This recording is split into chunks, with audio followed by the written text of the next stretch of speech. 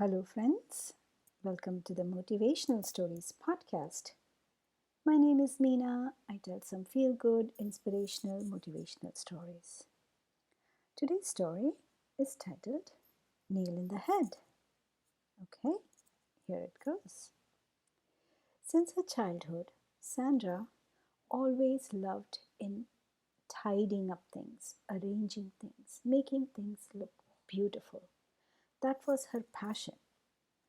Where other children would mess up their rooms, okay, or leave the mess around behind them, Sandra made it a point that her room is spotless, like clean, everything is arranged.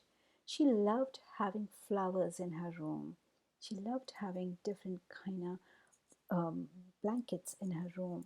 It was her room was very beautiful as compared to her sibling or as compared to her twin sister. She always had passion for that. Fortunately or unfortunately, Sandra's parents, both of them, were renowned surgeons, well known, well respected surgeons. Well, it so happened that they had expectations from their children to grow up and become doctors like them, especially from Sandra because she was good at studies. So they were hoping that one day when Sandra grows up, she would be also a renowned doctor, if not a surgeon, at least a renowned doctor. So, since childhood, that thought was put into her mind. That way, she was studied, her coachings were that way, the subjects that she took in her high school were that. But deep inside, Sandra knew that something else made her very happy than studying. Even her living room, where she was there when her parents were away, she used to tidy the living room, arrange it, and she used to find immense happiness in that. So it so happened she graduated high school. Of course, then she went to college. The subjects were obviously pre med subjects and those kind of subjects. The pressure of studies was so much that she got insomnia. She couldn't sleep. She went to the doctor. The doctor said, Sandra, why don't you try quitting eating sweets before you go to bed? Sandra told the doctor, are you kidding me? No, I love sweets. And then she went away from the doctor. She thought of taking second opinion. She went to the other doctors who prescribed her pills. And then she started taking pills. Well, they helped for some time. But then again, in a couple months, she was back to square one. The medicine stopped working. What to do? In the meantime, Sandra met a nice young guy named Tom. Tom understood Sandra very well. He knew deep inside Sandra didn't want to become a doctor. Studying or medical profession is not her thing. Okay, one day what happened is she was there in the lecture. Sandra was sitting in the lecture. She just couldn't take it because all this time she was just forcing herself out of her dorm room to go to and attend that lecture. But she hated it. She hated the biology subject. But she forced herself out, pushed herself. Okay. It went on for some time, but then one day she was like, no, it's enough. I can't. As soon as the lecture got over, she just went to her dorm room, changed into her running clothes, and just went for a run. She ran and ran and ran. Non-stop she ran. She was running for almost 2 hours. Now, in those 2 hours where she was running, she went through the wooded areas and all, where there was peace, quiet, like out of the city, out of the all the noise and everything of the college and the cars, the honking of the cars and everything. She was just running and running in the quiet wooded areas where she could really hear her inner voice. She experienced something called as a runner's high. She could clearly hear what the voice inside is trying to tell her. The voice telling her, Sandra, you are not cut out for this. The medical profession is not for you. After running, when she came back, she realized that she has missed all the other lectures for the day. That evening, she met her boyfriend. They were walking, and she told him what happened. She said that she's not happy, but she doesn't know what to do with the inner voice. Her boyfriend advised, well, Sandra, there is a nail in your head. Why don't you take it out? She said, what do you mean, nail in my head? There's no nail in my head. Where do you see that? He said, not a physical nail, but the nail of fear, which was enforced on you. She said, what do you mean? He said, remember when you went to the doctor when you had insomnia? She said, yeah. He said, and what did you do when he advised you to stop eating sweets? She said, oh, I wouldn't listen to him. Why would I stop eating sweets? I love sweets. So I went to other doctor. He said, exactly. So instead of taking out the nail off your head, what you are doing is you are wearing a helmet around it. You're trying to protect that nail, Sandra. She was like, what? He said, yes, think about it. He started explaining it to her. The nails in our head, they're basically coming from 4 compartments. 1, it could be a bad habit. 2, it could be from unresolved past experiences. 3rd, it could be your assumptions or rules that either you impose on yourself or others do. And the last one is the fear. So, my dear, the last 2 applies to you. She said, what do you mean? He said, the rules and the assumptions that your parents put on you. Your parents were expecting or are expecting you to become a doctor like them. And that has been engraved in your brain since you were a child. But you know deep inside down that you are not cut out for that. She said, you know what, Tom? I think you're right. And he said, the fear which you have of facing your parents, fearing their response when you tell them, is keeping you stuck, is keeping the nail stuck in your head. That is what you're not taking it out. Everything you want, sweetheart, is on the other side of the river of fear, he told Sandra. The river of fear is flowing in between what you are currently and you want for yourself. She said, you are so right, Tom. You're so right. But I still don't know how to face my parents, how to tell them. He said, okay, why don't you go visit the therapist? Talk to some counseling person. See what they say. He said, okay, that's a good advice. Maybe I should go and talk to somebody. Next week, she took an appointment with the counselor, health counselor rather, and she went. She told him all her problems was like, she told him everything like since childhood she had this passion for arranging stuff, making things look good.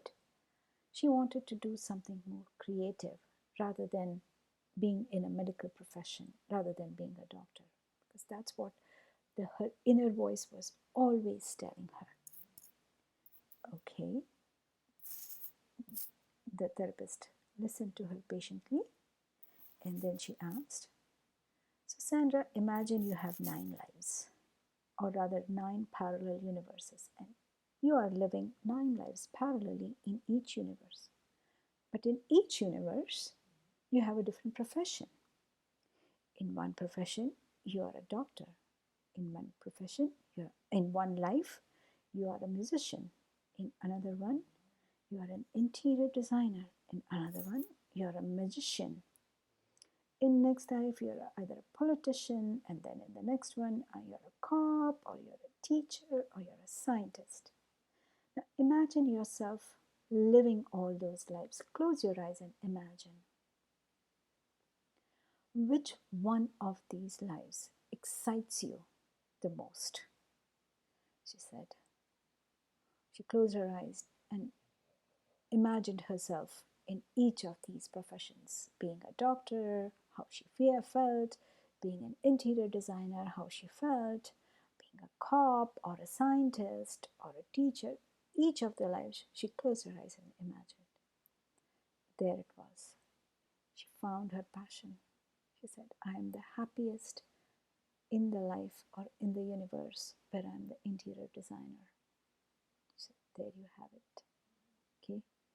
He said, what was stopping you until now is the change, because right from the childhood you were mentored to become a doctor, but now this is change from what you have been taught, what you thought was right for you.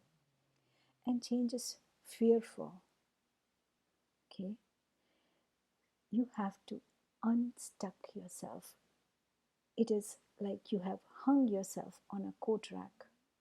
Okay, you're stuck there. You have to unstuck yourself. You are not meant to be hung on a coat rack of a doctor, he said. But you have to be careful. Change, it won't be easy. It's not like, okay, today you decide, I don't want to become a doctor and I want to become an interior designer and everything will be smooth thereon. No. Right now, what you're going through is a plateau. And after the plateau, once you decide to change something in your life, there will be a downfall. There is no question or no doubt about it. There will be a downfall. It's like mountain valleys. You have to go down before you can climb up the peak again. Okay? So, because you're new at it.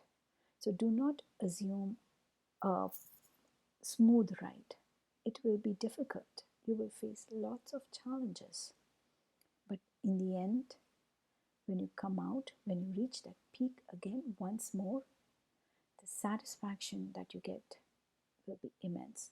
And that's the purpose of your life, Sandra. The happiness that you will get. You will always be happy if you follow your passion. Sandra thought to herself, yes, this all makes sense. That day, she went home, thought about it again. Again, she started imagining herself in those 9 lives. Which one she would be the happiest, just to be sure, right? She again found herself happiest when she was an interior designer.